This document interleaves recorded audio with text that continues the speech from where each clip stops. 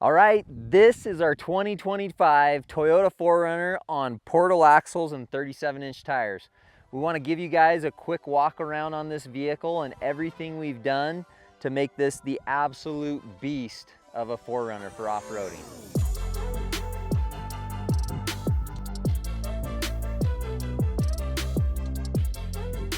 All right, so let's start with the front of this 4Runner. We've got several things actually on this 4Runner that are brand new with this rebuild. One of the first is the front bumper. So we have a brand new front bumper from CBI Off-Road. This is our plate style bumper for the 6th generation 4Runner. Comes in multiple configurations with grill guards and setups like that. Right now we have the classic bumper on here right now, so no grill protection at all. And this is a super awesome bumper. It's a really high clearance, tight, low profile bumper and matches the body lines and just fits right in with this 6th generation design on the 4Runner. There's a couple key components that I really like about this bumper. First, of course, you got a winch mount, so you can mount a winch up to 12,000 pounds. The next thing is our D-ring tabs on the front of the bumper, so recovery tabs. Just like any other D-ring tab, they're mounted back directly to the frame, so you have lots of structure and strength there for recovery situations. But one of the things I like the most about these is they are soft shackle compatible. So our D-rings are not just laser cut, but they're actually CNC machined. So they have nice round edges and you're not gonna break your soft shackle or cut through your soft shackle. So that's kind of a cool, unique feature on the CBI bumper that we really like. We're big fans of the soft shackle. They're lightweight and easy to take on trips and carry in your vehicle. And so that's a nice feature. Another cool thing on the front of this bumper is there's a lot of really great lighting options. So in the center, you have a spot for a 20-inch light bar. Now you can mount a light bar there, or the way it's designed, it looks like a grill opening as well. So if you just want to leave it open, then you can do that. But we've got the rigid 20-inch SR series amber light bar. And then right next to that, you have another spot for 6-inch light bars. We're running the rigid SR 6-inch light bar, also in amber. But you can also run your factory fog lights in that spot right there. They'll mount right up. It's built for the factory mounting of those fog lights. So that's a great feature. If you want to go aftermarket, you can. If you want to stay with your LED factory fog lights, then you can do that as well. And then out here on the wings, we have an additional fog light spot or perimeter lighting, depending on how you want to set it up. We are running the rigid SRMs, which is kind of their 2-inch single row light bar. Great light and provides a lot of really good spread out on the wings. So you have tons of lighting options on this bumper. You can really configure it any way that you want and get a lot of versatility and functionality out of the bumper. Last thing I'll just mention is the bumper has protection basically that goes all the way down to the skid plate. So you have that full end front protection, and that's a major benefit when off-roading with this bumper. Also underneath, just continuing on from the bumper, we have our full skid plate set from CBI. We're running the aluminum skid plates on this truck. They make them in steel and aluminum, but we're running the full aluminum package. Really awesome skid plates. If you look at them, they have spots for oil change and oil filter, so you don't have to drop the whole skid. And the thing I really like about the CBI skid plate is it's just got maximum coverage. You're really protecting the max area underneath of the vehicle, so you don't have problems when you're out on the trail. One other thing on the front here is headlights. So we've upgraded the factory headlights to the Alpha Rex headlights. You get, in my opinion, you get a couple things with that. You get better styling, which I think just adds to the aggressive nature of the vehicle. And then you also get just better light output. So we've got the Alpha Rex lights on the front here as well. Let's move though to the kind of the main attraction, the main thing that we've changed on this vehicle here.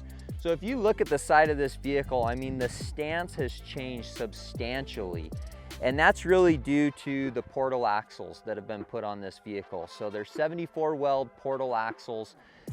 This is our first time running portal axles, and I gotta say, I'm just totally blown away with them. Several things that you get with a portal axle. Obviously, you get a decent amount of lift. I believe they're saying that this is around 3.5 inches of lift, and that's just due to the hub being offset from the axle and creating that lift. One of the other benefits, and this is a major off-road benefit, is you get a lot of extra ground clearance under the vehicle because you're raising that bottom portion of the vehicle up that 3.5 inches. So you look under this from the center and it's incredible the ground clearance that you have. I mean, it's made a substantial difference. Can't wait to get it off road and really test that out, but I think a lot of obstacles that we would have been concerned with hitting our diff on or a shock mount or whatever it may be, we'll just roll right over those. We won't even notice them going forward. So I think that's a really big benefit with the portal axles. Another thing is you get gear reduction. So this is a 4-gear portal axle. So you have that gearing at each hub, and it's a 22% reduction in gearing is what they say it is from 74 weld. We're running such a large tire on this truck. Typically that makes a big impact on your power and drivability, and it's as if none of that changed at all with these portal axles. Matter of fact, I think you can really feel it on the low end side that you have a lot more torque, it feels like, because of the gearing and that reduction in gearing. So that's a major benefit as well with the portal axles. Tire wise, we went to a 37 1350 R17. These are the Toyo RT Pros. So it's a big tire, and you really just can't even feel it driving it. I mean, it feels like we have factory tires on, or the 35s that we used to have on here. So I think that's another major benefit with the portal axles. You get some brake upgrades as well, and just all around, it's a very robust, solid built product. And you know, if you looked at off-roading, you know, from a historical standpoint, portal axles have always been kind of the pinnacle for off-road performance. And just in the short time we've had this set up on this 4Runner, we can tell that it definitely lives up to it.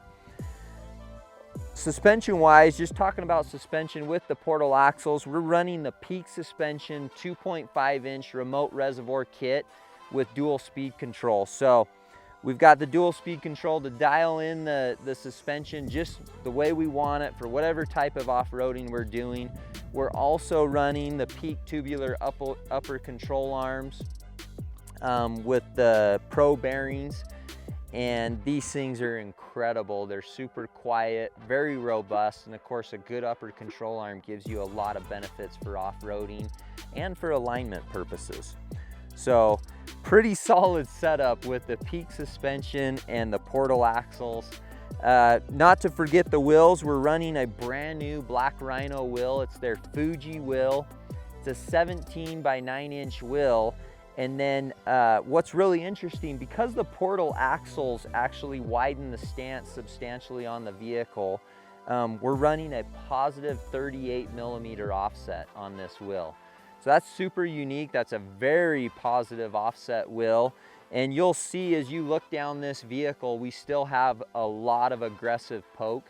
We're still running the factory SR5 fender flares, and the plan is to go to a Trail Hunter fender flare, which is about an inch wider from what I understand. And I think that'll give us a little more coverage and a little more look. It'll help the stance of the vehicle. So that'll be a nice upgrade once we get those put on. But overall, I mean, the portal axles, the 37s, I mean, this truck just looks like a beast now compared to what it did on 35s. So that's pretty cool. Moving on here on the side, of course, we have the CBI rock sliders. So we're running the kick-out rock sliders. And kick-out rock sliders are a really solid option. It's a direct bolt-on application.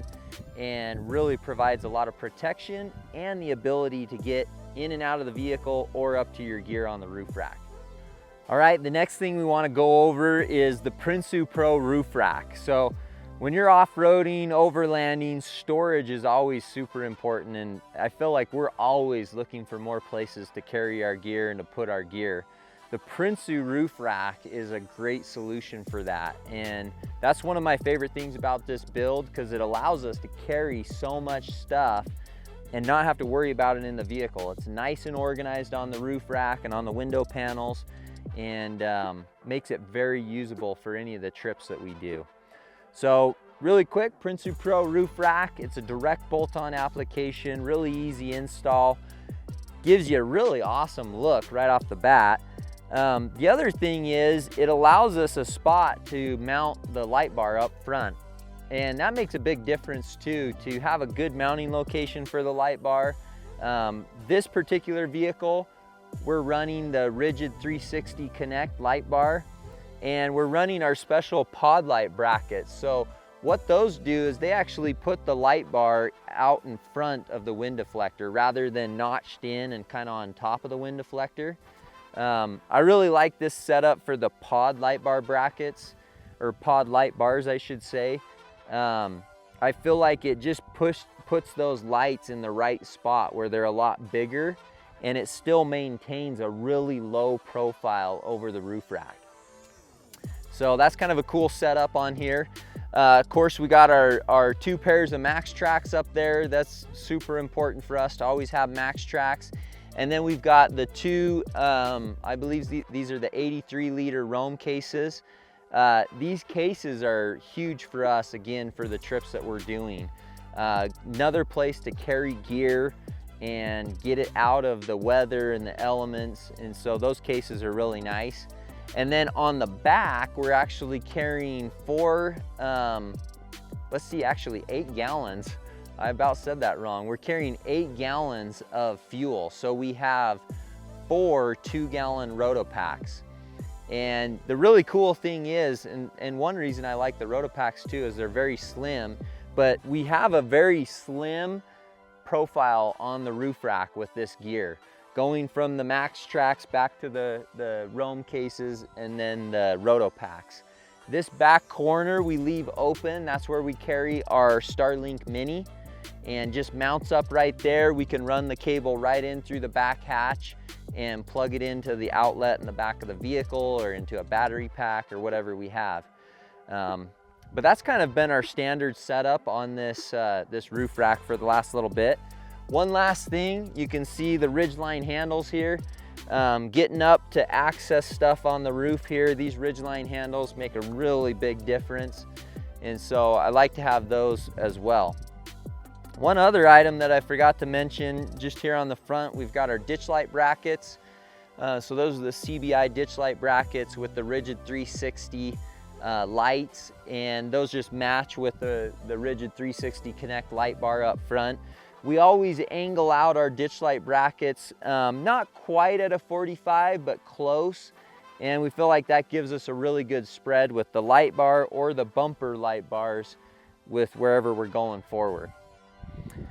Continuing on the back, we got our window panels. Again, the window panels just add that much more space for gear storage.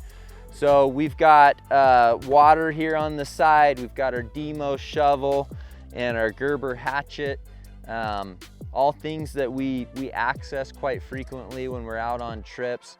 On the other side, we've got more fuel and water. We've actually just done a few big trips where we needed fuel for pretty remote traverses without fuel stops, and so that played a big difference in that particular trip. But again, the accessory window panels just allow for more gear storage. Again, same setup on the rear with the portal axles. Just remember, there's a portal axle at each wheel, at each hub, and that's what creates that awesome setup as far as the portal axles go. And then we're actually running a upgraded spring on the back as well, just to help support the additional weight for gear on the roof rack, gear in the back area, and even if we run a rooftop tent up there to help support that. So I think that's it here on the side.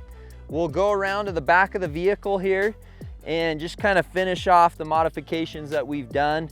Here on the back's pretty simple and straightforward. We got the Prinsu ladder on the back hatch here.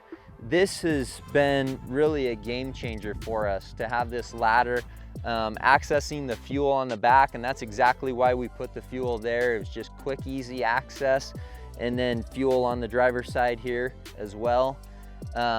When we run a rooftop tent on this vehicle, it's a clamshell style rooftop tent, and so we don't have to carry that additional ladder and put it somewhere in the back. We just use the Prinsu ladder here on the back hatch.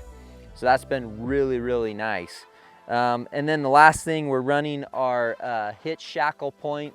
It's a CBI hitch shackle that we just put in the receiver hitch there, and if we ever need that for recovery purposes, then that makes a big difference. So that's kind of it. That's the build here for the 4Runner so far. It's constantly evolving, but we have really leveled up our game with the portal axles and the 37s, and it's really changed the way this vehicle is going to perform off-road in a big way. One thing I want to mention really quick, we get a lot of people that ask, why did you get the SR5? And there's a couple reasons. I think the SR5 is probably one of the biggest bang for your buck options when it comes to the mini 4Runner options that are out there. We saved, it was over $8,000 to go with the SR5 versus a TRD off-road premium model. And that was kind of the two choices that we were looking at. You do sacrifice the Softex seats, and you sacrifice some of the upgraded electronics, potentially a bigger screen. Depending on which SR5 model you go with, you can get the bigger 14-inch screen even in an SR5. But we felt like that savings in the actual cost of the vehicle would be much better used, put towards the right kind of accessories. So for example, if it was a TRD off-road, we're gonna change the suspension anyways. What's on the seats really doesn't matter. There's some great seat covers, and we use them in some of our other vehicles regardless, even with the Softex seats, to protect the seat. So you can spend a minimal amount of money, get a great seat cover put on, and then, you know, for the other components, we could use that money saved and put it towards the stuff that we really wanted. So when we initially built this vehicle, we put the peak suspension on, we put a really nice set of wheels and tires. That gave us a really good base platform to build off of. And then we went with the Prinsu rack, the accessory panels, the ladder, the lighting. You know, that money was all invested into those components. Now, with the way this build is, it played an even bigger role. You know, with the cost of the portal axles, they're expensive, but there's a lot to be gained with those portal axles. And so going with a setup like this, SR5, and then building it out the way that we want, I feel like that was a really good option for us, and for others out there, that may be a really awesome option as well.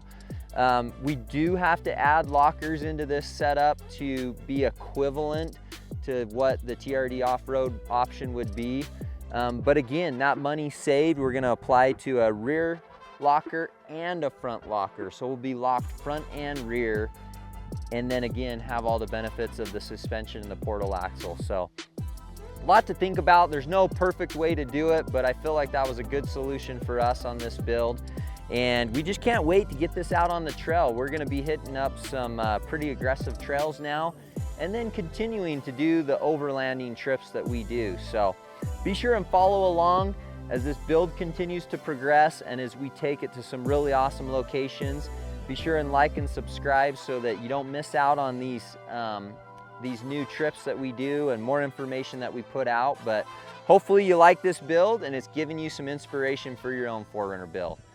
Thanks again, and we'll see you out on the trail.